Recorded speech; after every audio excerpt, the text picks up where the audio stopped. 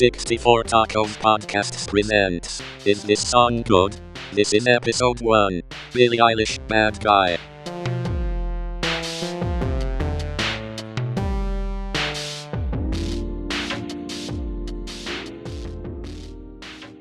So we decided to do a new theme for our few podcasts.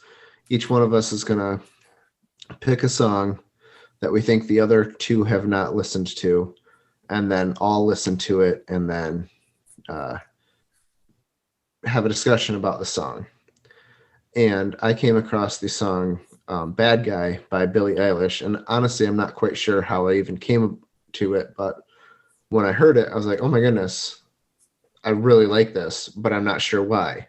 So I chose that to be the song. That was kind of the impetus for this whole podcast thing. So we're going to spend a few minutes discussing that. So what did you guys think of the song? Well, to just real quick, in the interest of being completely honest, I think I've heard, I know I've heard this in passing before, so it wasn't completely new. So, right. But I did, I didn't sit down and intentionally listen to it before. Right. So and that's fine. If you are familiar with the Billie. Yeah, I did hear it before. And it was kind of similar, like, I didn't really seek it out, but it just sort of like popped in a mix or, I think I want to say I saw some sort of live stream with her performing. It may have even been like a Coachella live stream, but I don't remember.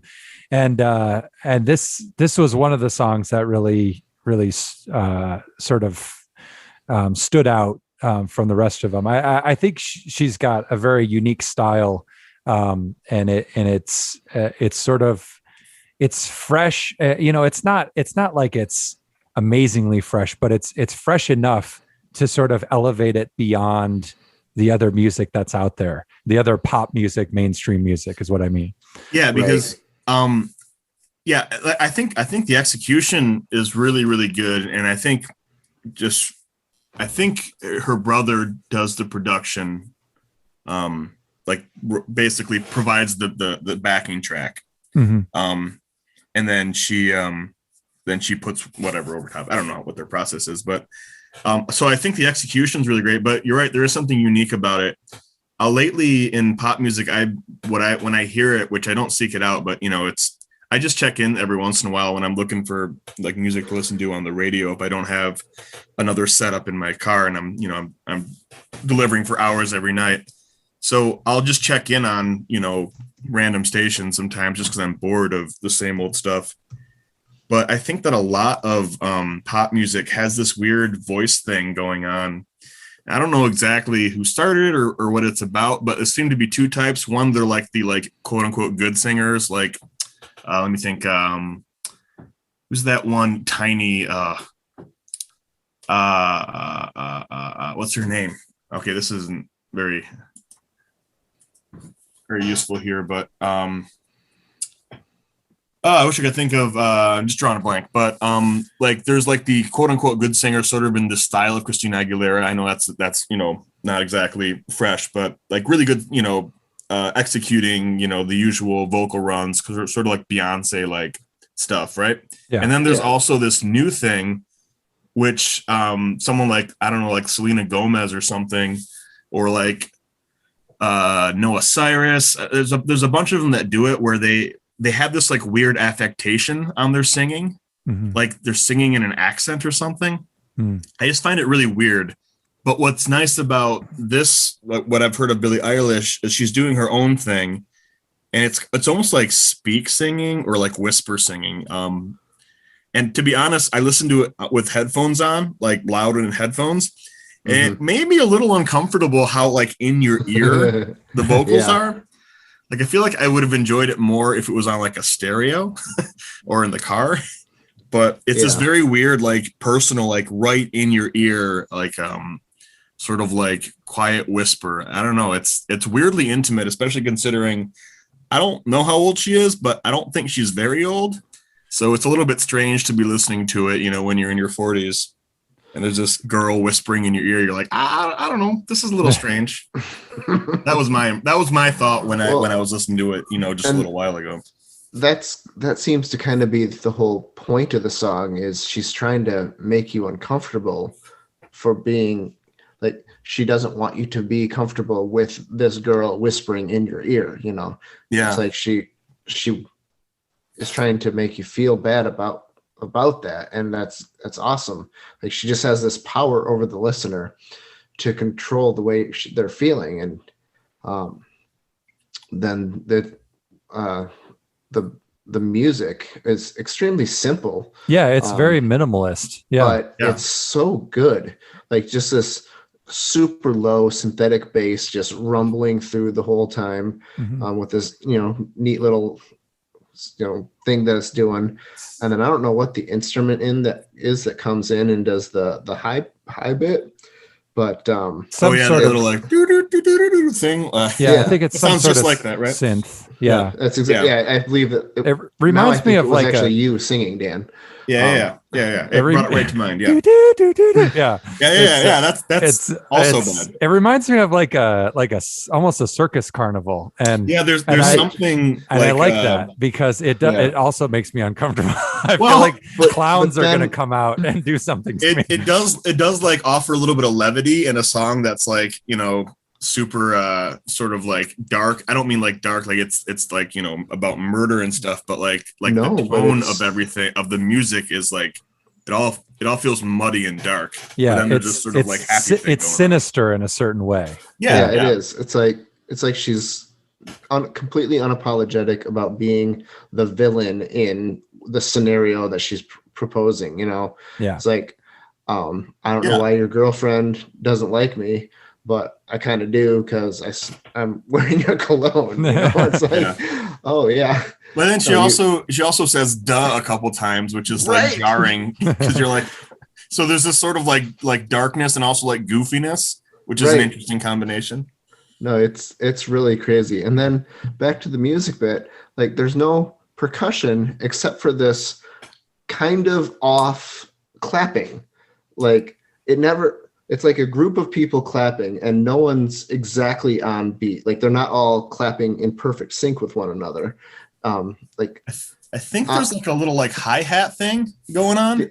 There may be, too. And I noticed that because that's the kind of thing that seems to get overused a lot, but they have like the balance low enough where it's not annoying. Right. But yeah, I honestly didn't really even notice the clapping very much. Oh, the clapping is brilliant. I thought it was awesome because it's probably just her brother in the background doing the little stuff. Yeah. No, it's great.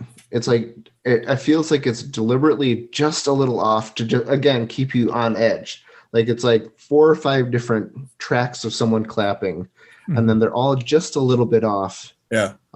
It's really neat. Which is good. I think the danger of like synthetic music that doesn't involve instruments is that it's so easy to make it perfect that it's that uncanny valley. It loses a little something, Right.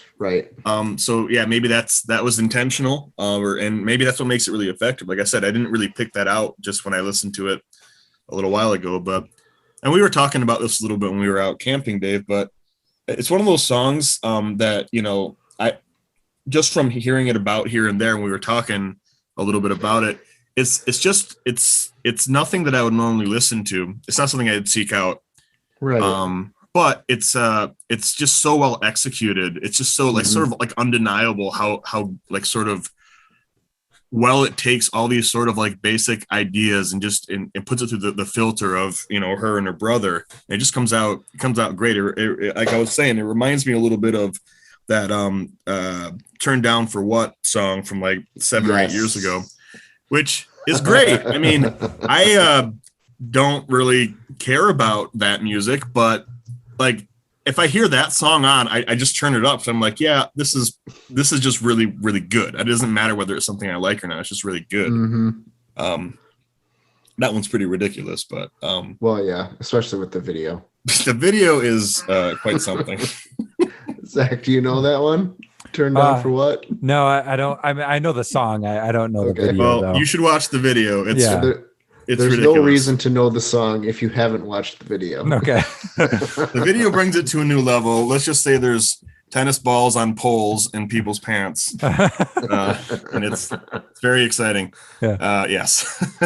So yeah, no, but in the same way, this song is like there's something about it that you're like, this is what this style of music is supposed to sound like. I know that it's not exactly like representative of a giant style of music. It's their own thing, but like if pop music sounded like that would make me more interested in pop music. Yes, absolutely.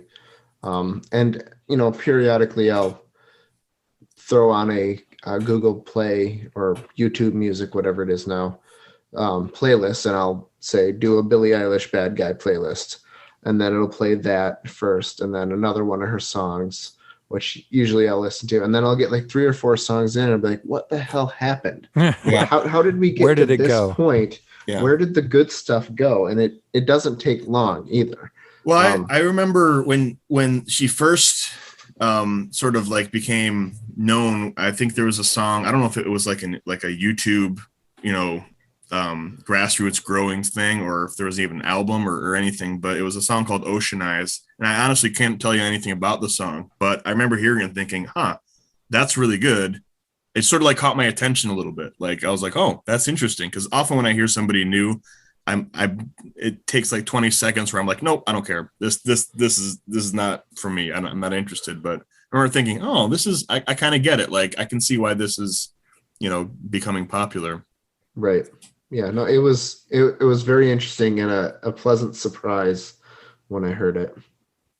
Yeah. And I think given how young she is, she's got a lot of potential going forward too. I mean, like if this is, the start of her career, there's, nowhere to go but up at this point.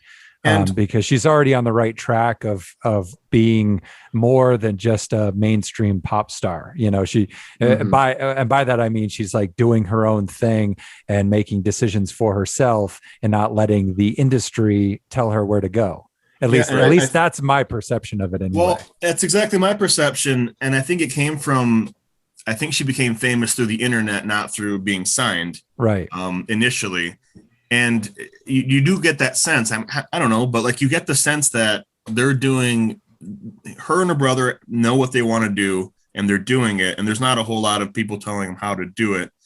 So that really bodes well. I mean, you think back to like other like, counter sort of like, bad girl type. Like I'm thinking back like a long ways. You could point to someone like manufactured like Pink or like Avril Lavigne, where they were like, they're clearly set up to be, like rebellious, right? But like definitely that was the plan, not they're just being themselves, Yeah. I mean, to a degree, of course, they're being themselves and they have some control, but it feels like it's a manufactured thing from like a label or, an A&R guy or whatever. This doesn't feel that way. And that's maybe the value of the way music works now on the internet. It doesn't have to go through the old channels. Right.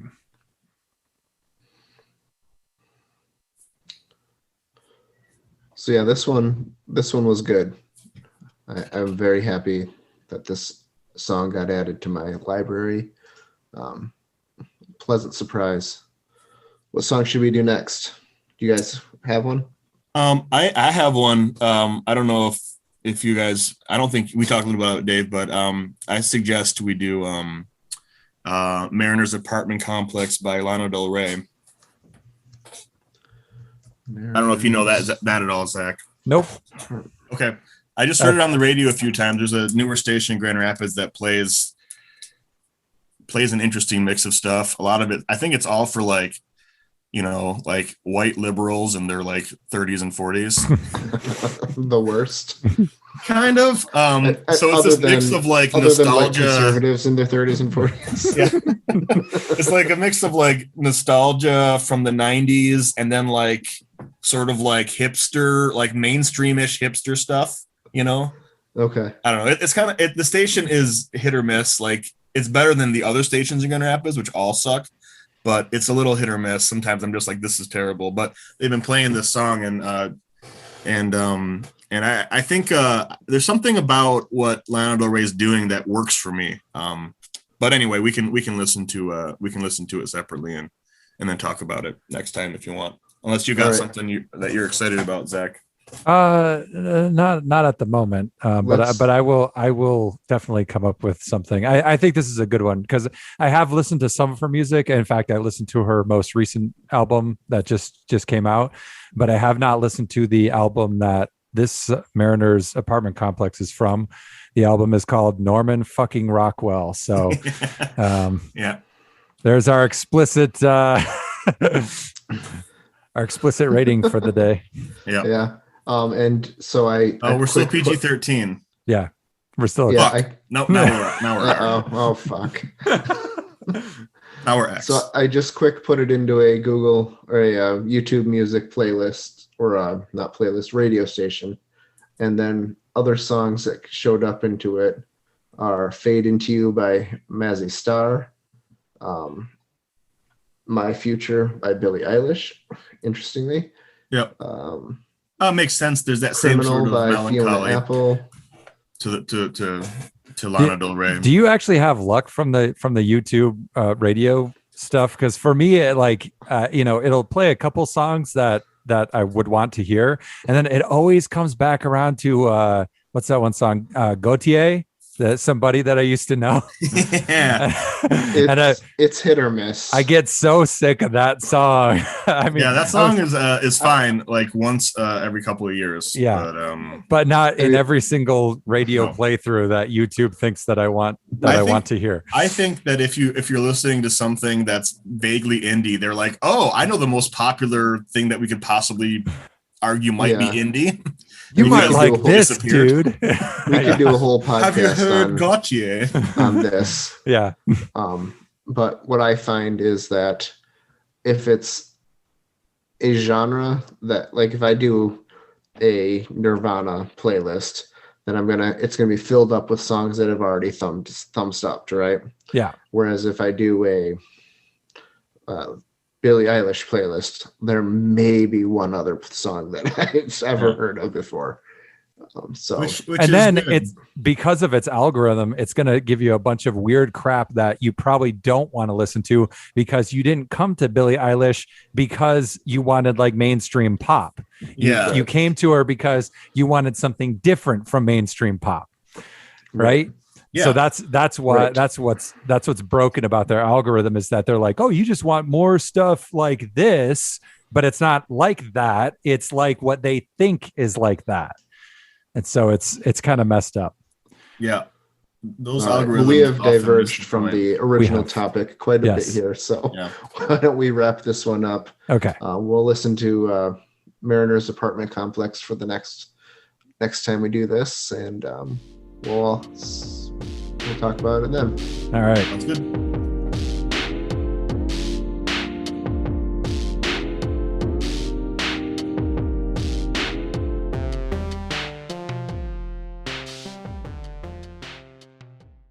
I caught it on audio.